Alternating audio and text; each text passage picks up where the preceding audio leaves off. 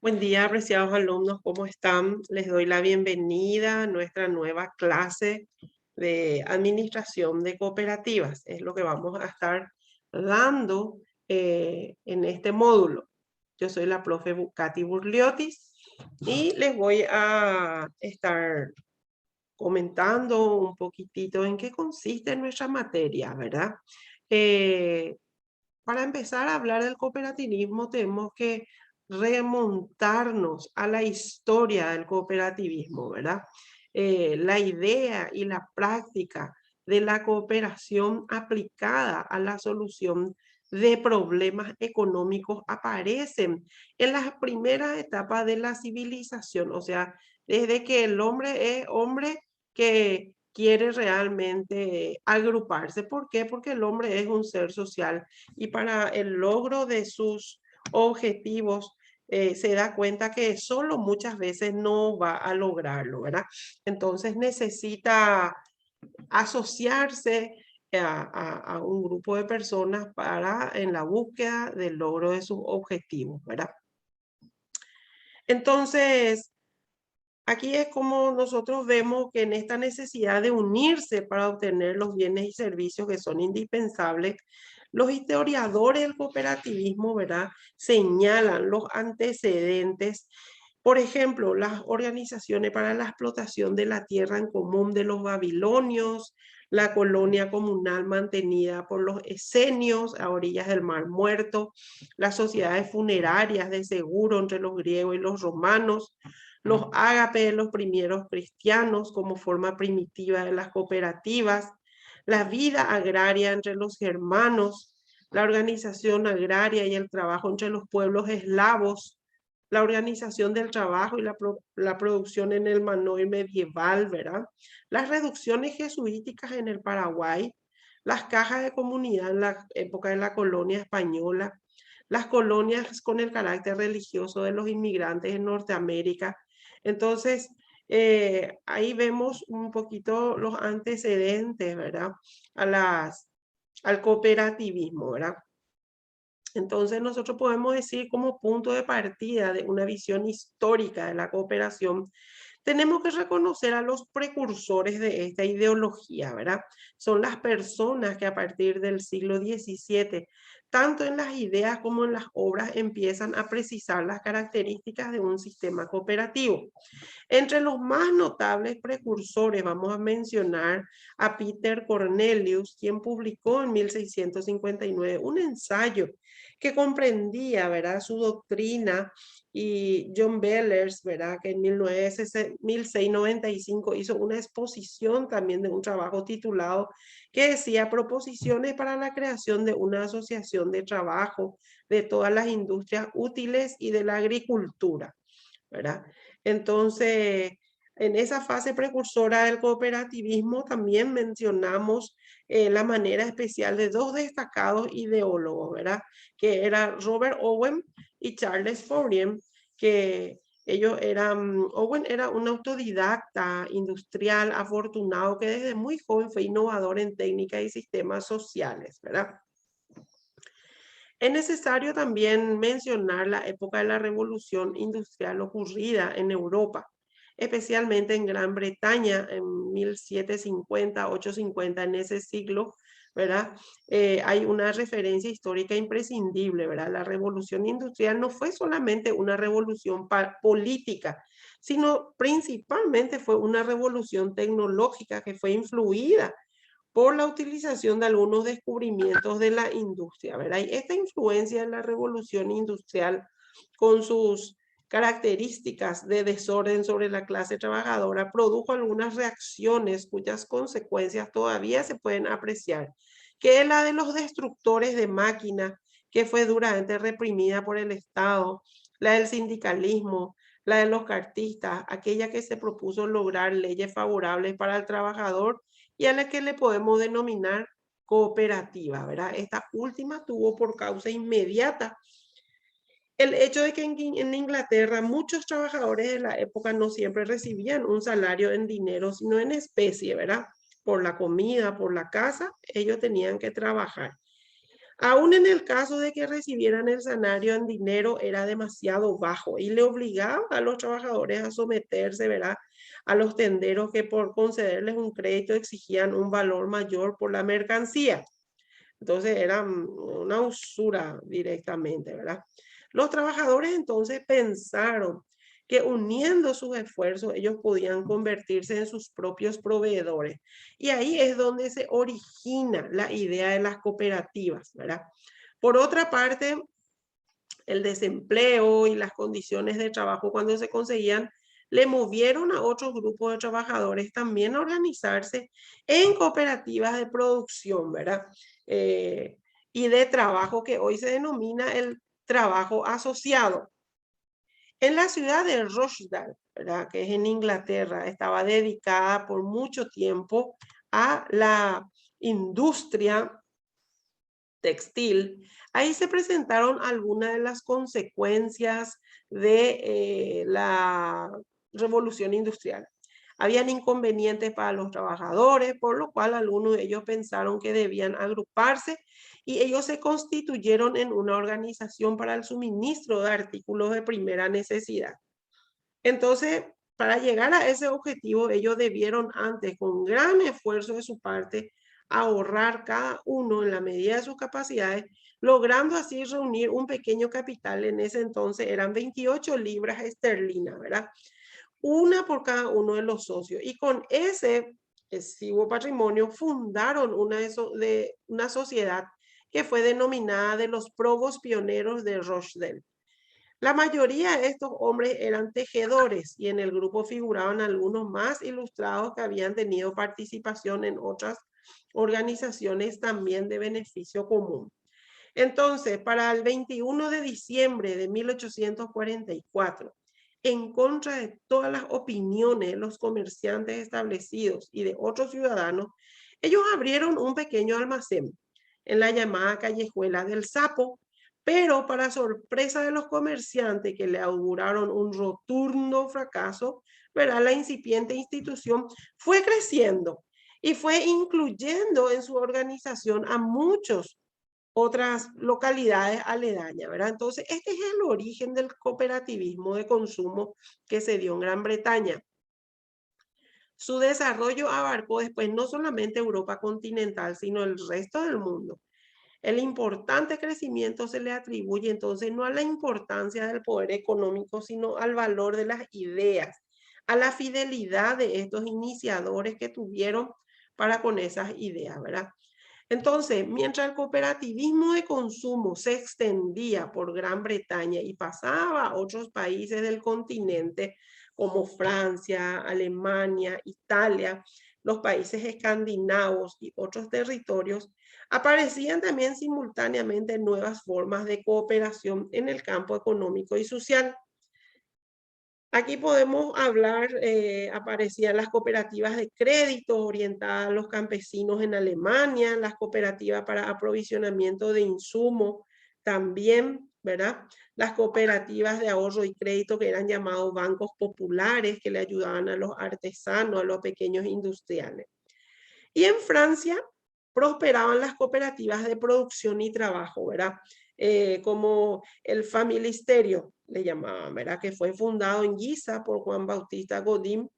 En los países escandinavos no solamente se desarrollaba el cooperativismo de consumo, sino en forma tan apreciable como el que se dio lugar en la Federación Sueca de Cooperativas, ¿verdad? Ellos tenían la cooperativa Forbundet, sino también otros terrenos como el cooperativismo de vivienda y el de seguros cooperativos. Entonces, en los demás países de Europa Central y Oriental, las ideas y prácticas cooperativas se extendieron rápidamente. La primera cooperativa de Checoslovaquia ya se fundó en 1845. Y así han sido famosas otras cooperativas sanitarias en Yugoslavia, en Hungría, en Bélgica, en Holanda, en España, ¿verdad? Ya sus características eran igualmente aplicables en Portugal, un cooperativismo de consumo que aparece a fines del siglo pasado y tiene dos orientaciones, ¿verdad? Una era en el norte, en Cataluña, que ellos desarrollaban cooperativas de consumo, y en el centro y las otras provincias habían cooperativas de campo, ¿verdad? En otros continentes como Asia, África, Oceanía, el cooperativo ya logró un notable grado de expansión. Luego se llegó a grandes niveles de desarrollo en Japón, Australia, Nueva Zelanda. Aquí los índices de desenvolvimiento de la cooperación eran perfectamente comparables con los mejores continentes del continente europeo, ¿verdad? Ahora, el cooperativismo llegó a América del Norte durante los años últimos años del siglo XIX, ¿verdad? Y los primeros del siglo pasado. El periodista canadiense Alfonso Desjardins trajo a su país la idea del cooperativismo de ahorro y crédito, ¿verdad?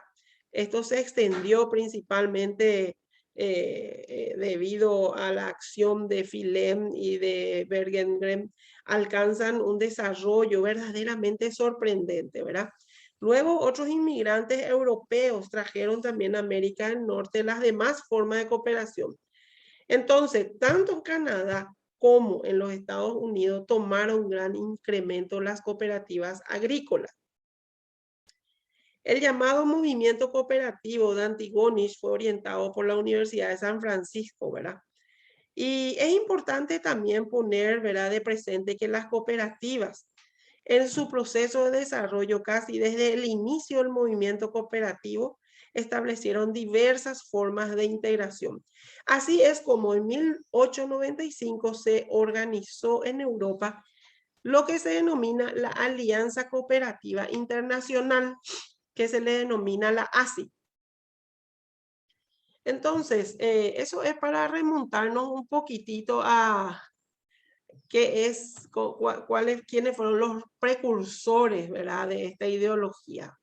Las cooperativas son entidades fundadas en el esfuerzo propio y en la ayuda mutua para organizar y para prestar servicios. Aquí hablamos de un capital variable, de una duración limitada, no ponen límite estatuario al número de asociados ni al capital, ¿verdad? Se concede un solo voto a cada asociado, se reconoce un interés limitado a las cuotas sociales. Según esta alianza cooperativa internacional que les estuve mencionando que se formó, ¿verdad?, en Europa en 1895, la ASI, ¿verdad? Ellos realizaron su declaración sobre la identidad y los principios cooperativos. Estos fueron adoptados en Manchester en 1995. ¿Y cómo se define? Una cooperativa es una asociación autónoma de personas que se han unido voluntariamente para hacer frente a sus necesidades, a sus aspiraciones económicas, sociales, culturales, comunes, por medio de una empresa de propiedad conjunta y democráticamente controlada, ¿verdad? Entonces, los pioneros de Rochdale, como vimos, ¿verdad?, estudiaron el pensamiento cooperativo, aportaron producto a la vivienda práctica, la filosofía en sí del cooperativismo. Y en Manchester, como dijimos, ¿verdad?, la ASI ha desarrollado la identidad y filosofía del cooperativismo, ¿verdad? De esta identidad surge la filosofía cooperativa. Y de la filosofía cooperativa surgen, primero, valores que inspiran la práctica cooperativa y surgen también los principios cooperativos que norman las relaciones de las cooperativas con su empresa cooperativa, ¿verdad? ¿Cuáles son los valores que pregonan la filosofía cooperativista? Uno, la ayuda mutua. Por egoísmo aquí, ¿verdad? Luego, la responsabilidad. No puede haber pereza. La democracia, no hay dictadura. La igualdad, la equidad y sobre todo la solidaridad. Entonces, siguiendo la tradición de sus fundadores, sus miembros creen en los valores éticos de la honestidad, la transparencia, la responsabilidad social y sobre todo la preocupación por los demás.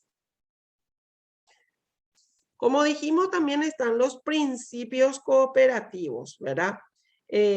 Antes de ver los principios cooperativos, vamos a ver qué es una cooperación, ¿verdad? La cooperación es la acción o el efecto de dos o más personas que colaboran entre sí para la realización de una tarea o para obtener un fin, ¿verdad? En las cooperativas, los asociados cooperan de acuerdo a ciertos principios y valores que le caracterizan a estas sociedades, ¿verdad?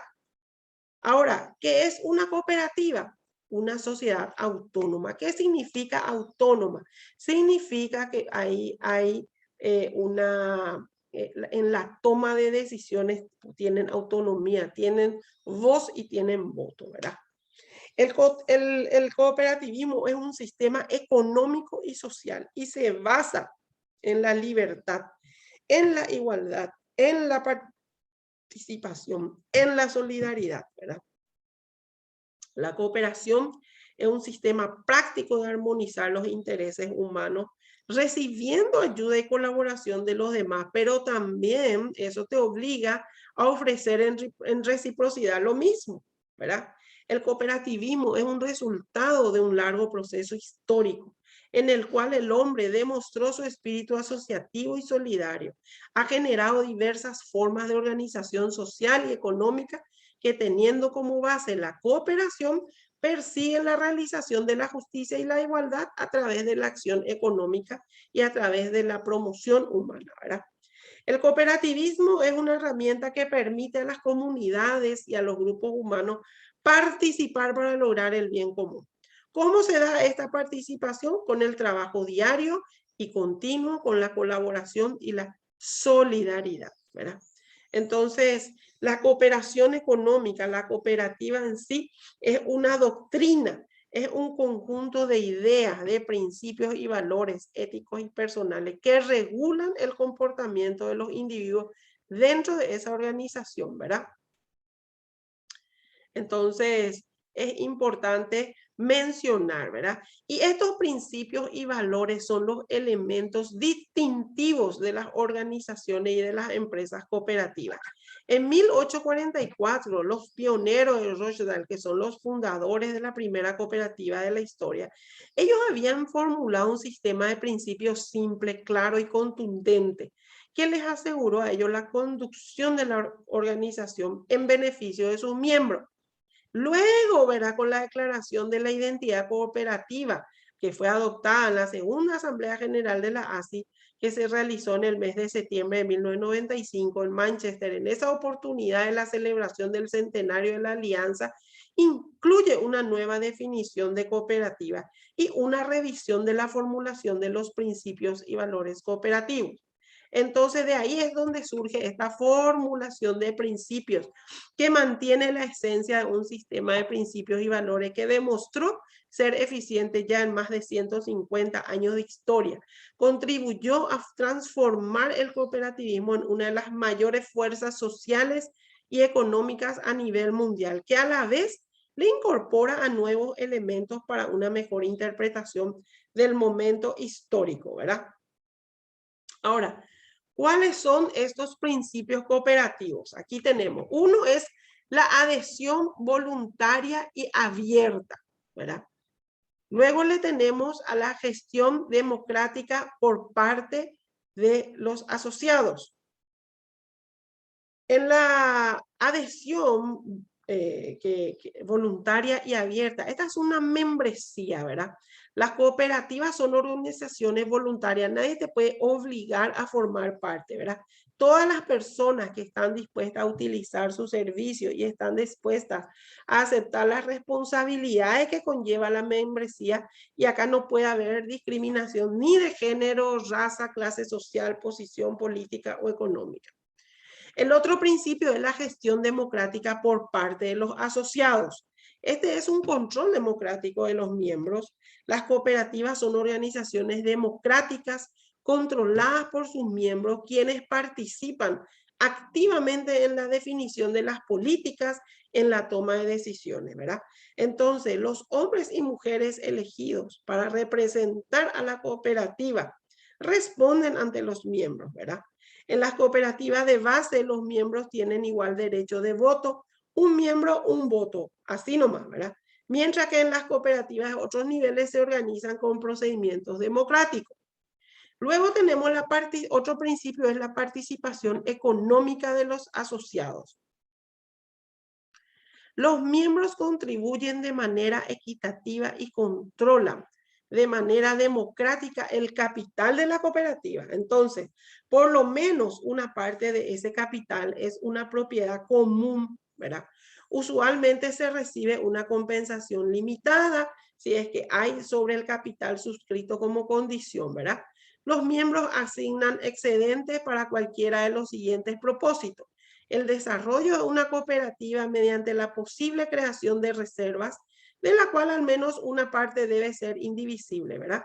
Los beneficios para los miembros en proporción de sus transacciones con la cooperativa y el apoyo a otras actividades según lo apruebe ¿quién? La membresía, ¿verdad? Otro principio es la autonomía y la independencia. Las cooperativas son organizaciones autónomas de ayuda mutua, controladas por sus miembros. Si entran en acuerdos con otras organizaciones o tienen capital de fuentes externas, lo realizan en términos que aseguren el control democrático por parte de sus miembros y que mantengan la autonomía de la cooperativa, ¿verdad? Otro principio, el quinto, es la educación, el entrenamiento y la información. Las cooperativas brindan educación y entrenamiento a sus miembros, a sus dirigentes electos, a sus gerentes, a sus empleados, ¿verdad? Las cooperativas sí o sí en todo tiempo están contribuyendo eficazmente con esta capacitación al desarrollo, y las cooperativas informan al público. Eso es importante también. El sexto principio es la cooperación entre cooperativas. La cooperativa le sirven a sus miembros más eficazmente y fortalecen el movimiento cooperativo. ¿Cómo? Trabajando de manera conjunta con otras, ¿verdad? Por medio de estructuras locales, nacionales, regionales, internacionales en general. Particularmente a jóvenes y creadores de opinión acerca de la naturaleza y de los beneficios del cooperativismo. Luego tenemos el principio número 7, que es el compromiso con la comunidad. La cooperativa trabaja para el desarrollo sostenible de su comunidad por medio de políticas aceptadas por sus miembros, ¿verdad? Bueno, ya estuvimos viendo también los valores, ¿verdad? De la cooperativa, que es la ayuda mutua, la responsabilidad, la democracia, la igualdad, la equidad, la solidaridad, la honestidad, la transparencia, la responsabilidad social y la preocupación por lo demás. Esto es universal, está declarado en la identidad cooperativa por la ASI, ¿verdad? Ahora, ¿cuáles son las características de una empresa cooperativa, verdad? Las cooperativas poseen características propias en su forma de organización, ¿verdad? Entonces, vamos a ver un poquitito algunas de esas características. Es una empresa privada de carácter socioeconómico y sus dueños son los propios usuarios de los servicios que prestan, o sea, los miembros. A diferencia de otras empresas donde el dueño es el dueño, ¿verdad? El aportante. Es una empresa de servicio del socio para el socio y está constituida por personas que tienen necesidades o problemas similares. Es una empresa democráticamente organizada. Acá no hay porina, yo mando y yo digo lo que se va a hacer. Acá existe la democracia, funciona en base a las reglas democráticas. Sus miembros reconocen la posibilidad de satisfacer o de resolver mejor sus necesidades o sus problemas a través de la empresa cooperativa. Se favorece y se fomenta la igualdad, la justicia, la solidaridad entre los asociados. Se trabaja en común, con orden, con disciplina, con respeto, de acuerdo con lo establecido con la ley, con los reglamentos. Se optimizan los beneficios de los asociados. El patrimonio de la cooperativa es de todos por igual. Las cooperativas son creadas por un libre acuerdo entre sus miembros. Los asociados valen por su condición humana, no por cuánto capital vos aportás como empresas privadas, ¿verdad? Es una asociación de personería jurídica, es decir, tiene una capacidad para adquirir derechos, para contraer obligaciones, ¿verdad? Puede ingresar en ella toda persona que esté de acuerdo con los fines y objetivos. Entonces dijimos que no existe la discriminación. Aquí no puede haber discriminación. Tenemos varios tipos de cooperativas que vamos a ir mencionando y vamos a estudiar en la próxima clase específicamente sobre cada una de ellas, ¿verdad? Tenemos las cooperativas de consumo, la cooperativa de trabajo, la cooperativa de crédito, la cooperativa de vivienda, cooperativas de servicios públicos, cooperativas agropecuarias y cooperativas de seguro. Los asociados, por ejemplo, tienen derecho al voto, al uso del servicio, al ser elegidos, recibir información, a participar de las asambleas, a participar de las utilidades, al reembolso de las cuotas sociales, a solicitar una convocatoria de asamblea. Pero así también tiene deberes. Deben cumplir con la ley, con el estatuto, los reglamentos, deben integrar las cuotas sociales, deben acatar las resoluciones de los órganos sociales, deben participar activamente en la cooperativa, comunicar su retiro conforme al estatuto social, ¿verdad? La asamblea de asociados está directamente relacionada con el consejo de administración y la sindicatura, ¿verdad? ¿Qué es la asamblea? La asamblea es el órgano superior y soberano de una cooperativa a través de la cual se expresa la voluntad social, se participa la totalidad de los asociados en pie de igualdad con un voto cada uno, independientemente del capital que aporta, ¿verdad? Hay una asamblea ordinaria que se hace una vez al año y dentro de los 4 meses posteriores a la finalización del ejercicio económico. O sea que si el cierre del ejercicio es diciembre, hasta 4 meses después se puede realizar esta asamblea ordinaria. Y luego tenemos la asamblea extraordinaria que se puede convocar a cualquier momento de asamblea, ¿verdad?